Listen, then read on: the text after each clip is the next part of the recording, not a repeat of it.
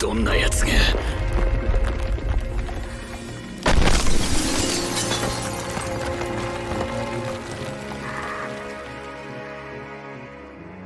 やあ、氷河。ここは3700年後の世界。君のその腕が輝く新世界だ。Hello everybody, Megazord X here. I'm back at it again to give y'all another exciting Dr. Stone episode review, and this time we're going over episode 19, To Modernity. And if you hadn't already checked out my episode 18 review of Dr. Stone, you can go ahead and click that card in the corner and check that video out, and then turn around and watch this one though. But this one, oh goodness, now this one was a big one. And if you thought, you know, last week's episode was pretty interesting, which honestly I did personally though, this one, oh man, this one definitely takes the cake, as we got to actually see somebody that's more competent and able to basically do certain things within this episode that basically basically to force people out of that village and to be able to do something better than what we kind of did see within episode 18 though. But I'll go down into all of the details within this week's episode review. So without any further ado, let's go ahead and dive up into this episode 19 review of Dr. Stone. 気づいていればもっとちゃんとしていましたが。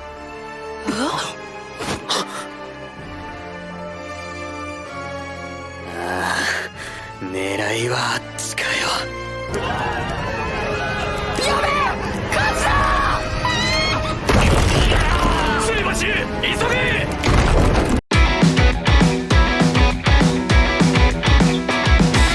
ゼロに達して今をかけて流れる赤い血のよ。背を引いて殻を割って咲いた花の模様をつなげてし筆を持って取り戻してく命目に見えないルレがリコリコを探しに行く。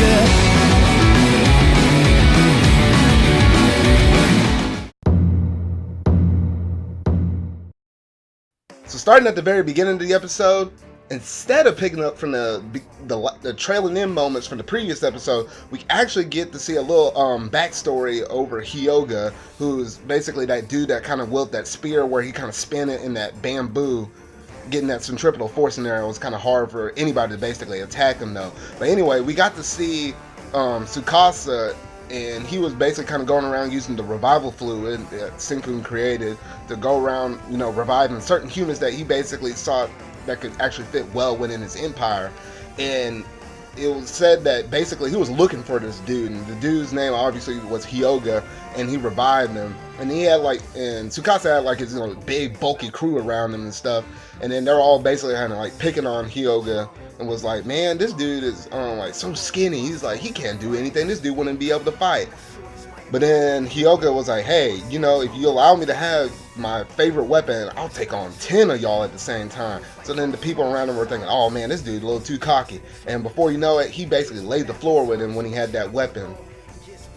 And then Hyoga was basically like, yeah, I can beat a lot of people, but the only person I really don't want to fight is you, Tsukasa. And basically, it just showed him like that for the first 5 minutes or so. And then he basically kind of introduced Hyoga into the new modern time that they are in now within the stone world. And Tsukasa told Hyoga, hey, we're basically 3,700 years into the future now. And, you know, the old world's gone. And let me introduce you to the new world. And you got to see a glimpse of, you know, Tsukasa Empire and the way how they kind of built it, and it did seem very, very, very Stone Agey, kind of like something that you kind of seen straight out of the Flintstones to a degree, but just a little bit more powerful, kind of like warlike in a way of a sense. It kind of looked kind of cool and creative in that kind of sense. But anyway, so he was basically having a heart-to-heart with Hyoga, and he basically said, hey, you know, back in the previous old world, there'll be a lot of people that would basically use science to their advantage. You know, the rich kind of stepped on the poor. You know, they kind of abused rent, or they basically used their wartime weapons to kind of abuse people or get what they want to do, or yada yada yada, and basically kind of sat on their high throne. And basically, you know, it was kind of unfair to everybody else that was kind of below them in terms of money status or just privileges of what certain people had. And Tsukasa was basically trying to say, you know what, I'm trying to get rid of all of that. Don't you agree, Hyoga? And Hyoga basically agreed upon everything. And it was interesting to see, you know, Hyoga as well as Tsukasa basically on the same page, and for what could be considered as two of the strongest fighters, one being, you know, just pure strength, and the other one being, creative with the way how he actually uses weapons. That's like a dangerous duo right there. Now we got this kind of cool but yet deadly duo right here though.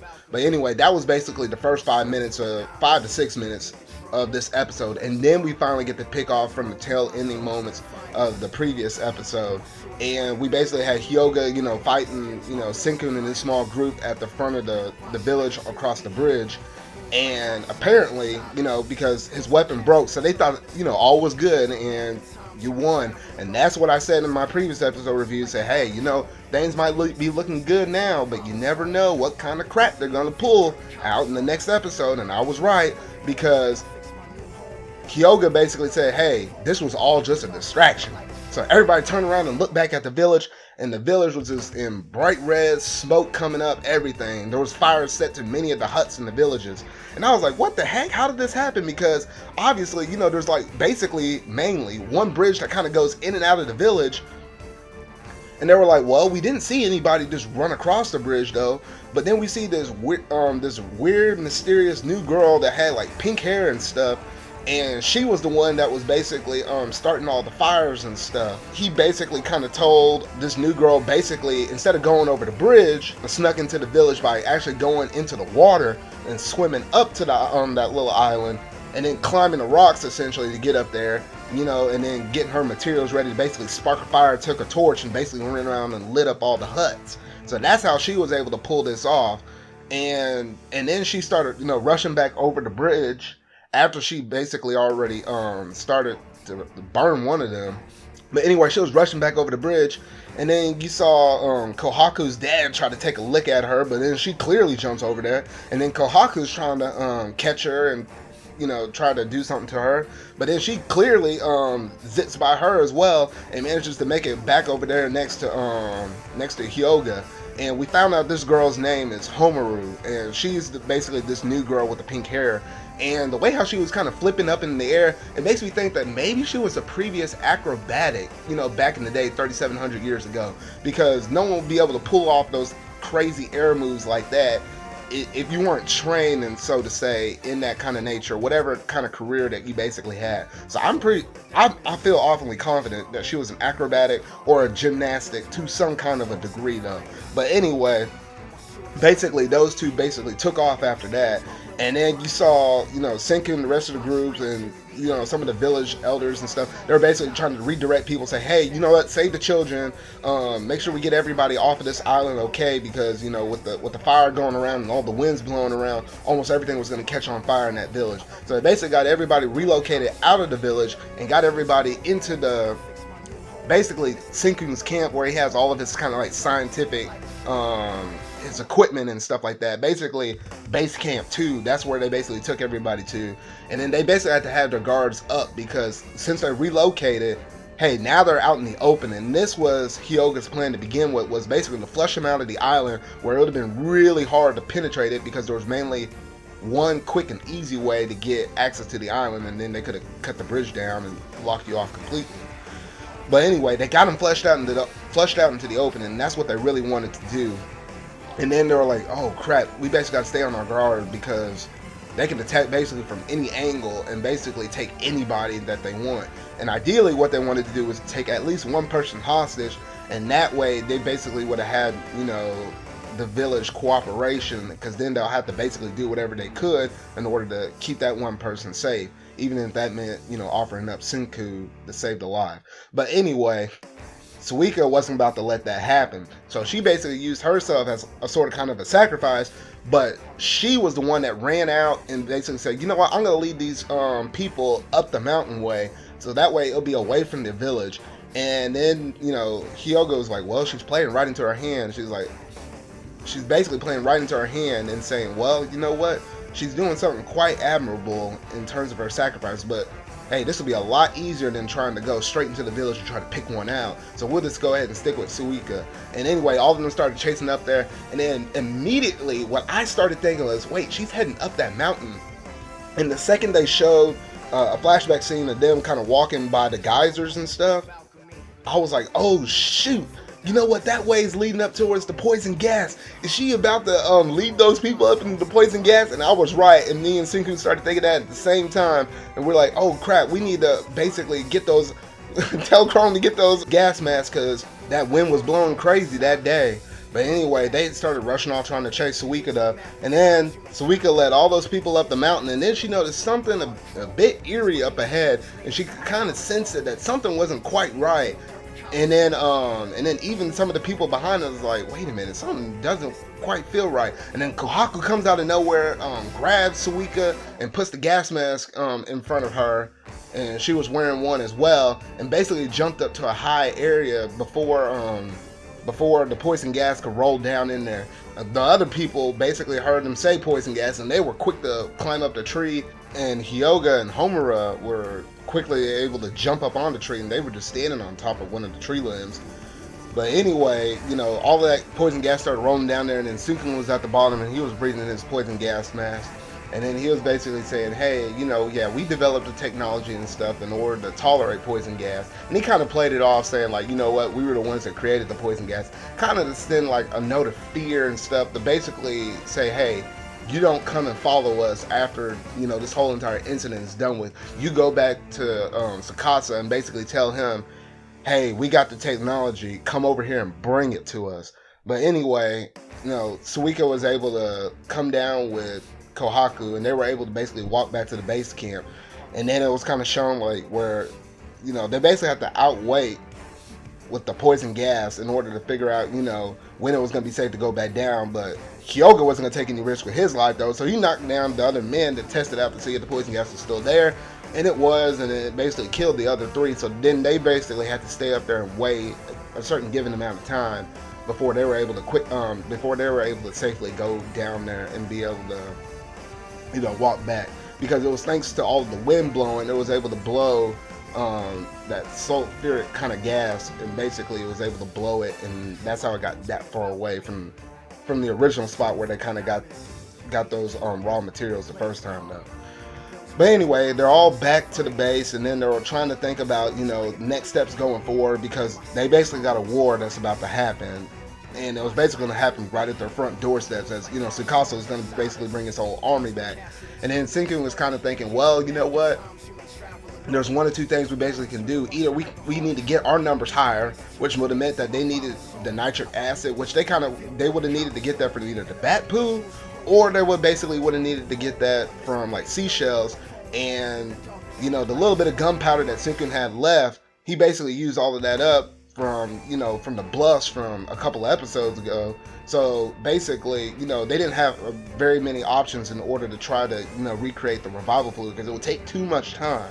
That was the thing. So basically they said, you know what, let's bring the fight to Tsukasa, because if they bring the fight to here, we're going to basically have our backs up against the wall. But if we can bring the fight to them with whatever strategic scientific weapons we can come up with, hey, that might give us the favor, and we might be able to end this little feud without necessarily having any bloodshed though. So I do kind of admire that about Senku. He ain't out for pure blood or something like that. He's just out for purely just trying to protect the people. And so basically Senku came up with an idea and said, hey, you know what, we're going to come up with something that's super modern, back from my time, and it's none other than the technology to create a cell phone. Ideally, he said smartphone at first, but that'll be a little bit too much for the sake of time that they're dealing with, and that'll be kind of complicated though. So they're just talking about making a basic cell phone, and they basically say, cell phones or just communication in general is enough to change tides of war, because if you're able to tell from point A to point B, hey, what's happening with, if you have double spies, or even in the battle at hand saying, hey, the west flank over here looks weak, let's attack from here and go from point A to point B around these two trees and a few bushes, and you can basically get to their weak point is. So communication as a whole is a huge advantage, and something that we basically take for granted within modern times such as now though. But anyway, that's the plan that Senku came up with, and that's what they're basically going to work on within the next episode though. And then at the very tail ending of the episode, we basically saw Hyoga walk up to Tsukasa, and he basically confirmed that Senku is alive, and he basically had a double spy on their side, and he basically was like falsifying this information though. But Hyoga basically came straight forward to Tsukasa and said, hey, you know, Senku is alive. And then you just saw a dread of fear that just popped into Tsukasa's eyes and straight up into his soul, because, you know, the thing that he thought he took care of was not taken care of. So now he's about to take things really personally. And that's basically where the episode ended, though. So overall, I really enjoyed this episode. And it was really interesting to kind of see, you know, how far Tsukasa kind of came with his developments and stuff. And I'm pretty sure we're about to get to see Taiju and Yuzuru finally again, because when they get their technology done with the cell phones and stuff, they're going to have to try to find a way to penetrate into the camp and contact them to say, here, basically, here's the cell phones, here's the ways we're going to be able to communicate, let us know any kind of advancements that they're basically doing. And we're finally going to be able to see, you know, Taiju and Yuzuru basically using their double spy advantage and get to see them again, because it's been a really long time since we saw them, since the moment Senku left and basically head to Ishigami Village though. But overall, a really good episode from start to finish, and I'm looking forward to seeing what all Senku's about to come up with next in terms of, you know, creating these cell phones to help combat against Tsukasa's empire though. But that is all for this episode review today. So if you really like this review, go ahead and hit that like button and that subscribe button and that bell to keep up to date on all things Dr. Stone that I'm currently reviewing this series though. But yeah, make sure to tune in next time for my episode review over episode 20, The Age of Energy. So until whatever video I make next, see y'all. 玄君の報告はすべてデタラメです。